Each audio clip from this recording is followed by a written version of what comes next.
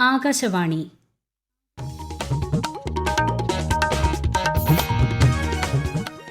നമസ്കാരം. പ്രാദേശിക വാർത്തകൾ വായിക്കുന്നത് Sophia Daniel.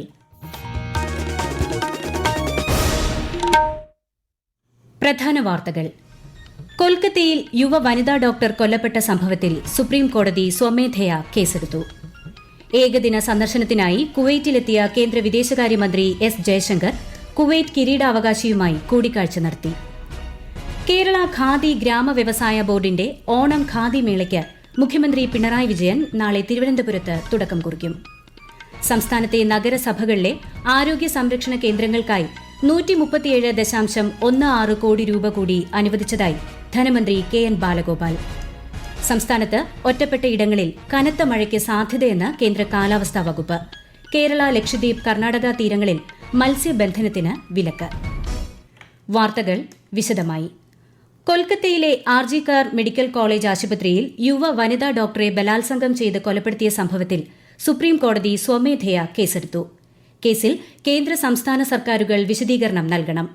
Chief justice DY Chandrachud അധ്യക്ഷനായ ബെഞ്ച് ചൊവ്വാഴ്ച കേസ് പരിഗണിക്കും. ഈ മാസം 9-നാണ് യുവ ഡോക്ടറുടെ മൃതദേഹം ആശുപത്രിയിലെ സെമിനാർ ഹാളിനുള്ളിൽ കണ്ടെത്തിയത്.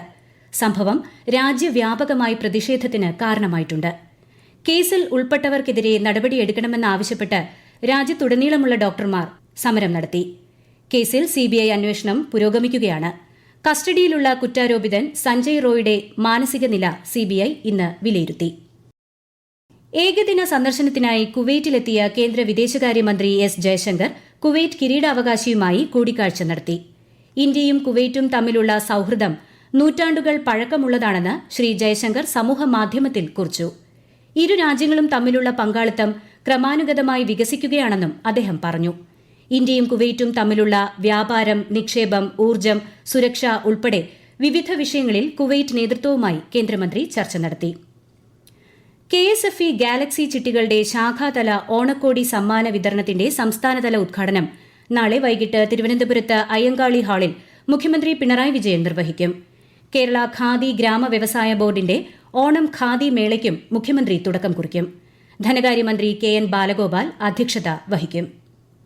സംസ്ഥാനത്തെ നഗരസഭകൾക്ക് 137.16 കോടി രൂപ കൂടി അനുവദിച്ചതായി ധനമന്ത്രി കെ.എൻ. ബാലഗോപാൽ. ധനകാര്യ കമ്മീഷന്റെ ആരോഗ്യ ഗ്രാന്റ് ഇനത്തിലാണ് തുക ലഭ്യമാക്കുന്നത്. നഗര ആരോഗ്യ സംരക്ഷണ കേന്ദ്രങ്ങൾക്കായി തുക വിനിയോഗിക്കാം. തദ്ദേശ സ്ഥാപനങ്ങൾക്ക് ഈ മാസം 1960 കോടി രൂപ കൂടി അനുവദിച്ചിരുന്നു. മുല്ലപ്പെരിയാർ അണക്കെട്ടിന്റെ സുരക്ഷ സംബന്ധിച്ച് ശാസ്ത്രീയ വശങ്ങൾ കണ്ടെത്താൻ ISRO പോലുള്ള സ്ഥാപനങ്ങൾക്ക് കഴിയുമെന്ന് കേന്ദ്ര സഹമന്ത്രി സുരേഷ് ഗോപി. ദേശീയ ബഹിരാകാശ ദിനത്തോടനുബന്ധിച്ച് തിരുവനന്തപുരം VSSCയിൽ സംഘടിപ്പിച്ച സിംപോസിയം ഉദ്ഘാടനം ചെയ്യുകയായിരുന്നു അദ്ദേഹം. മുല്ലപ്പെരിയാർ അണക്കെട്ട് ഒരു ഭീതിയായി നിലനിൽക്കുകയാണെന്നും അദ്ദേഹം ആശങ്ക പ്രകടിപ്പിച്ചു. സംസ്ഥാന മന്ത്രിസഭയുടെ 3-ാം വാർഷികത്തോടനുബന്ധിച്ച് 100 ദിന പരിപാടിയുടെ ഭാഗമായി സംഘടിപ്പിക്കുന്ന കാസർഗോഡ് ജില്ലാതല തദ്ദേശ അദാലത്ത് ഈ മാസം 30-ന് മന്ത്രി MB രാജേഷിന്റെ നേതൃത്വത്തിലാണ് അദാലത്ത്. കൂടുതൽ വിവരങ്ങളുമായി ആകാശവാണി കാസർഗോഡ് ജില്ലാ പ്രതിനിധി P Jagannivasan. Kasaragod municipal town ഹാളിൽ ഓഗസ്റ്റ് 30-ന് പുതിയ പരാതികൾ സ്വീകരിക്കും. ഇങ്ങനെ സ്വീകരിക്കുന്ന പരാതികൾ അദാലത്ത് വേദിയിൽ അദാലത്ത് ഉപസമിതി പരിശോധിക്കും.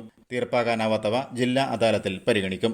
ആസ്തി മാനേജ്മെന്റ്, സുരക്ഷാ പെൻഷൻ, ഗുണഭോക്തൃ പദ്ധതികൾ തുടങ്ങിയ വിഷയങ്ങൾ സംബന്ധിച്ച പരാതികളാണ് ലഭിച്ചതെന്ന് തദ്ദേശ സ്വയംഭരണ വകുപ്പ് ജില്ലാ ജോയിന്റ് ഡയറക്ടർ അറിയിച്ചു. അറ്റകുറ്റപ്പണികൾ നടക്കുന്നതിനാൽ പാലക്കാട് നെല്ലിയാമ്പതി ചുരം റോഡിൽ ഗതാഗത നിയന്ത്രണം ഏർപ്പെടുത്തി.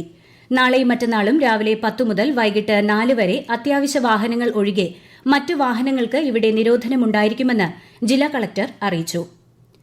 കേരള ടൂറിസത്തിന് ICRT ഗോൾഡ് അവാർഡ് ലഭിച്ചതായി മന്ത്രി PA മുഹമ്മദ് റിയാസ് അറിയിച്ചു.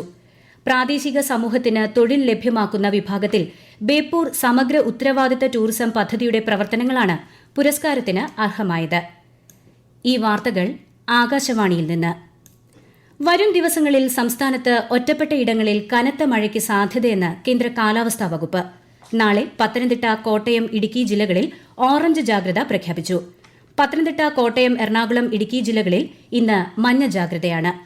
കേരള, ലക്ഷദ്വീപ്, കർണാടക തീരങ്ങളിൽ മത്സ്യബന്ധനത്തിന് വിലക്കേർപ്പെടുത്തിയിട്ടുണ്ട്. മഴ ശക്തമാകുമെന്ന മുന്നറിയിപ്പിന്റെ പശ്ചാത്തലത്തിൽ തിരുവനന്തപുരം ജില്ലയിൽ ഖനന പ്രവർത്തനങ്ങൾ നിരോധിച്ചു. മലയോര മേഖലകളിൽ ഉൾപ്പെടെ ശക്തമായ മഴ റിപ്പോർട്ട് ചെയ്യുന്ന സാഹചര്യത്തിൽ കടലോര, കായലോര, മലയോര മേഖലകളിലേക്കുള്ള അവശ്യ സർവീസുകൾ ഒഴികെയുള്ള ഗതാഗതവും നിരോധിച്ച് ജില്ലാ കളക്ടർ ഉത്തരവിട്ടു. ഇടുക്കി കാന്തല്ലൂരിൽ ഇത് ആപ്പിൾ വിളവെടുപ്പ് കാലം.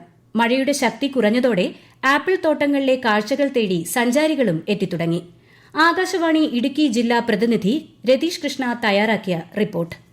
കാന്തല്ലൂരിന്റെ കാർഷിക കാഴ്ചകളിൽ ഏറ്റവും പ്രൗഢമായതാണ് പഴുത്തു തൊടുത്ത ആപ്പിൾ തോട്ടങ്ങളിലേത്. കേരളത്തിലെ മറ്റൊരു കാർഷിക ഗ്രാമത്തിനും അവകാശപ്പെടാൻ ഇല്ലാത്ത കാർഷിക കാഴ്ചയാണിത്. HRMN 90, tropical beauty, tropical red delicious എന്നീ ആപ്പിൾ ഇനങ്ങളാണ് കാന്തല്ലൂരിൽ പ്രധാനമായും കൃഷി ചെയ്യുന്നത്. അധികം മഞ്ഞ് വേണ്ടാത്ത ഇനങ്ങളാണിവ. ഫാം ടൂറിസത്തിന്റെ ഭാഗമാണ് കാന്തല്ലൂരിലെ ആപ്പിൾ കൃഷി. ഇത്തവണയും മികച്ച വിളവാണ് ആപ്പിൾ തോട്ടങ്ങളിൽ നിന്നും കർഷകർക്ക് ലഭിച്ചത്. കനത്ത മഴയ്ക്ക് നേരിയ കുറവ് വന്നതോടെ മഞ്ഞിൻ കടമേറ്റ് ചുവന്നു നിൽക്കുന്ന ആപ്പിൾ തോട്ടങ്ങൾ കാണാൻ സഞ്ചാരികളും എത്തിത്തുടങ്ങി. ഓഗസ്റ്റ് അവസാനത്തോടെ വിളവെടുപ്പ് പൂർണ്ണമാകും. ആലപ്പുഴ ജില്ലാ പോലീസ് മേധാവിയായി MP മോഹനചന്ദ്രൻ സ്ഥാനമേറ്റു. ദേശീയ സുരക്ഷാ സേനയുടെ കമാൻഡോ പരിശീലനവും സ്പെഷ്യൽ പ്രൊട്ടക്ഷൻ ഗ്രൂപ്പിന്റെ പരിശീലനവും നേടിയ ഇദ്ദേഹം അന്വേഷണ മികവിനുള്ള കേരള DGPയുടെ ബാഡ്ജ് ഓഫ് ഓണറും മികച്ച സേവനത്തിന് കേരള മുഖ്യമന്ത്രിയുടെയും രാഷ്ട്രപതിയുടെയും പോലീസ് മെഡലുകളും നേടിയിട്ടുണ്ട്. മലപ്പുറം ജില്ലയിലെ നിലമ്പൂർ സ്വദേശിയാണ്. ഓണാഘോഷത്തോടനുബന്ധിച്ച് വ്യാജ മദ്യത്തിന്റെയും അനധികൃത മദ്യത്തിന്റെയും മയക്കുമരുന്നുകളുടെയും കള്ളക്കടത്തും വിപണനവും സംഭരണവും തടയുന്നതിന് എക്സൈസ് വകുപ്പ് കണ്ണൂർ ജില്ലയിൽ പരിശോധന ശക്തമാക്കി. വിശദാംശങ്ങളുമായി ആകാശവാണി കണ്ണൂർ ജില്ലാ പ്രതിനിധി KO ശശിധരൻ.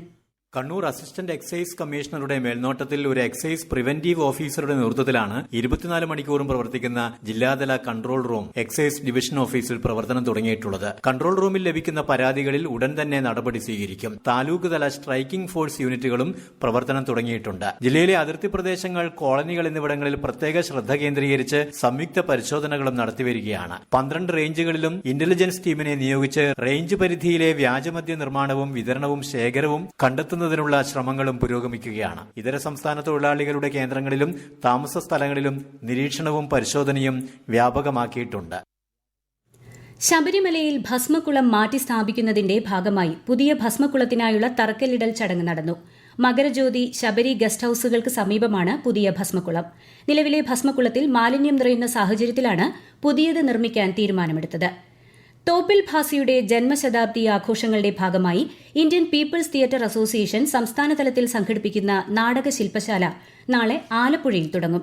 2 ദിവസം നീണ്ടു നിൽക്കുന്ന പരിപാടി നാളെ ഉച്ചയ്ക്ക് ശേഷം CPI സംസ്ഥാന സെക്രട്ടറി ബിനോയ് വിശ്വം ഉദ്ഘാടനം ചെയ്യും. വേളാങ്കണ്ണി പെരുന്നാളിനോടനുബന്ധിച്ച് തിരക്ക് കുറയ്ക്കുന്നതിന് തിരുവനന്തപുരം വേളാങ്കണ്ണി തിരുവനന്തപുരം പ്രത്യേക ട്രെയിൻ സർവീസ് നടത്തും. ഈ മാസം 21, 28, അടുത്ത മാസം 4 തീയതികളിൽ തിരുവനന്തപുരത്ത് നിന്ന് വേളാങ്കണ്ണിയിലേക്കും തൊട്ടടുത്ത ദിവസങ്ങളിൽ തിരിച്ചുമാണ് സർവീസ്.